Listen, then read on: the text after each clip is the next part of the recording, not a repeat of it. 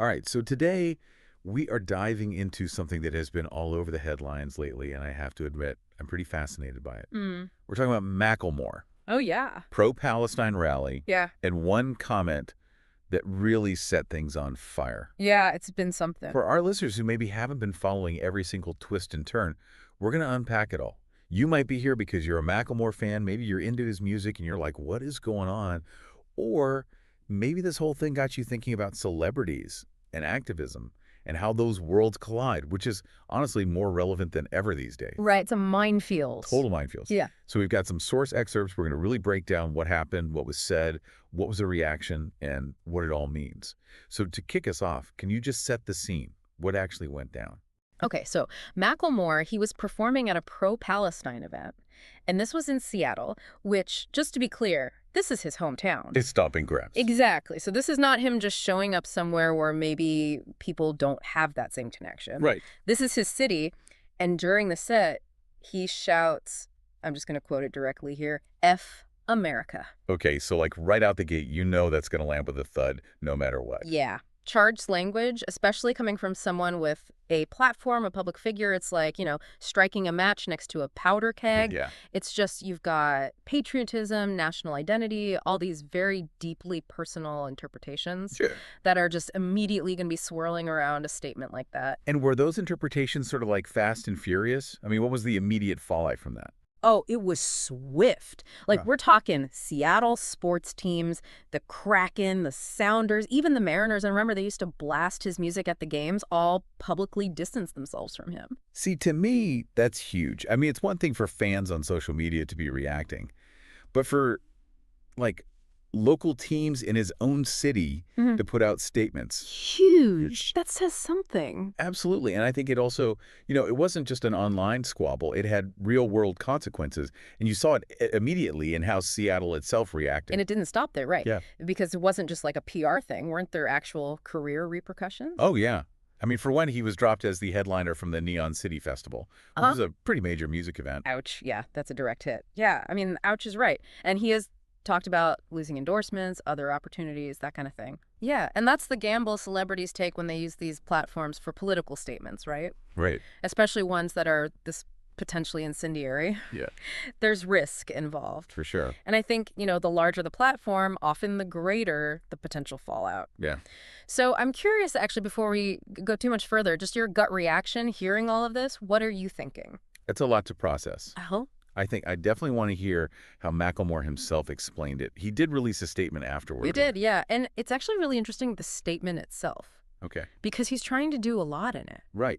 I imagine he's trying to address the shock, but also maybe stand his ground. Like, what were the key things he was getting at? So he owns up to, like, the heat of the moment aspect of being on stage.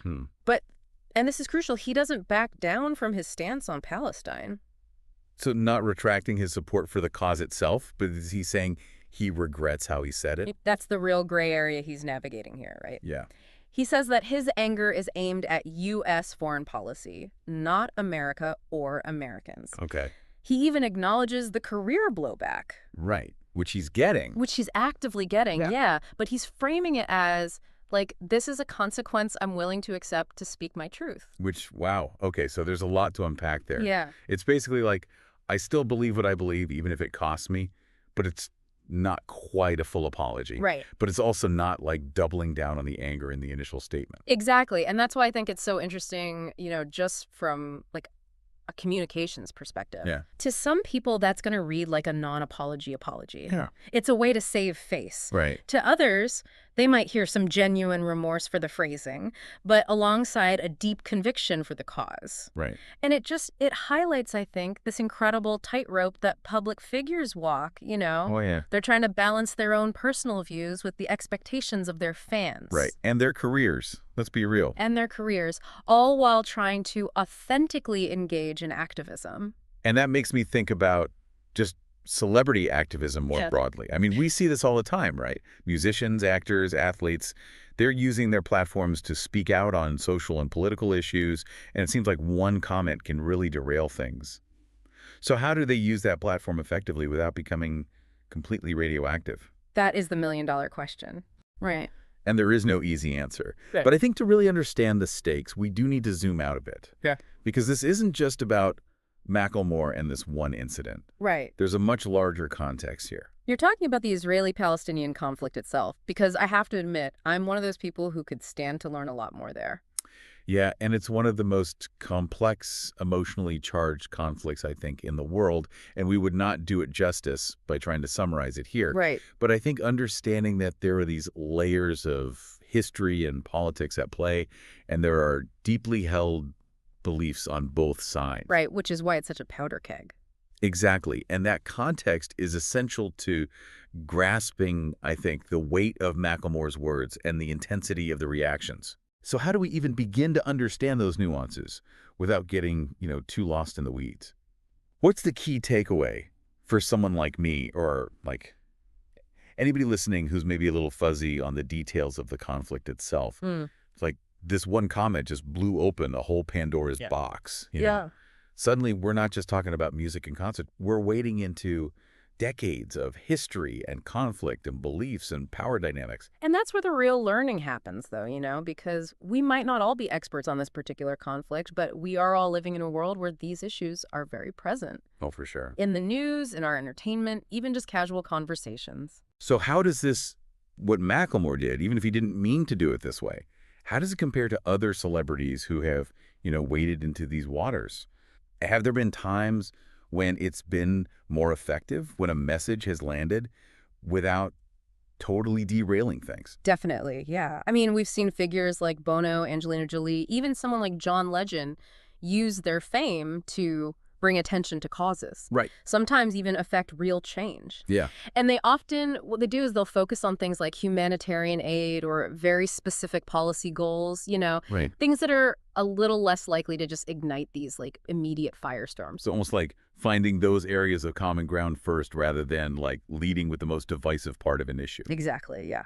Although even with those, quote, safer approaches, there's always a risk. I mean, anytime a celebrity takes a stance, especially on something as polarized as the Israeli-Palestinian conflict, they're going to alienate some fans. They're going to spark debate. They're likely to get backlash. Which kind of brings us back to that question of like, what's the playbook here? Right. Is there a right way for celebrities to engage in activism? I think, if anything, what this shows, what the Macklemore situation shows, is that there's no one-size-fits-all answer. Right. He chose a very raw, very immediate, and some would argue incendiary approach. Yeah. It got a huge reaction. It did. Did it actually move the needle on the issues he cares about?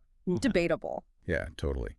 And it's interesting because it seems like there's this tension then between wanting to use your platform to amplify a message, but then also potentially becoming the message itself. Right. It's like, in this case, the controversy almost overshadows the cause that he was trying to champion. Exactly, yeah. It becomes less about the Israeli-Palestinian conflict and more about him. Right. His choice of words, his apology, the fallout. Right.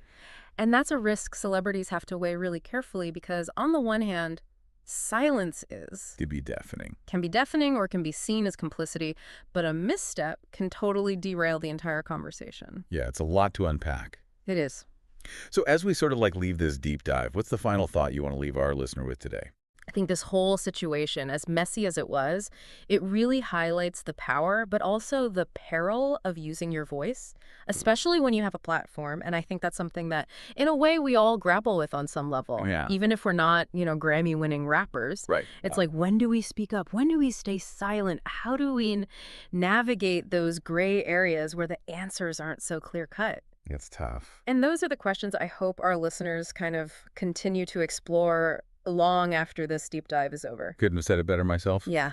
It's definitely a conversation that is far from over. Hopefully this gave you some food for thought as you, continue to navigate those questions yourself. And of course, for everyone listening, if you want more context, more background on any of this, check out the full source material. We've got it linked in the show notes. It is a wild ride.